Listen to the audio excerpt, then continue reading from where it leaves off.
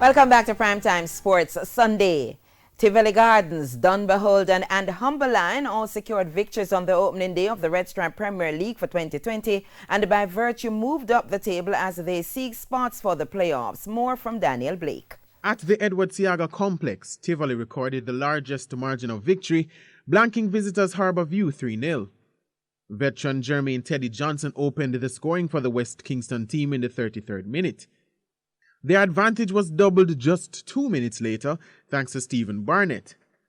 Substitute Rodico Wellington completed the scoring in the 78th minute to give the Philip Williams coached team a fitting start to the new year. A good way to start the year with 3 points at home. I think we put together a good game today and we gave some youngsters starts today and they really repaid us with the start that we gave them. Dunbeholden recorded their third straight win after a 2-0 victory over Cavalier at the Royal Lake Sports Complex. Chevon James gave the St. Catherine-based outfit the lead after 38 minutes.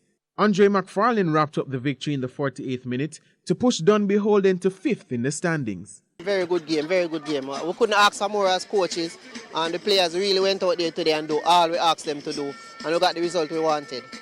Defending champions Portmore United began the new year with a loss as they went down 2-0 to Humber Lion at the Prison Oval.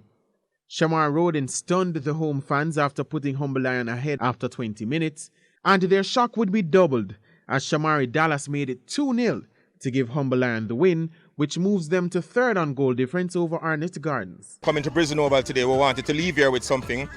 Knowing that Portmore are on similar points as us, we just led them on goal difference.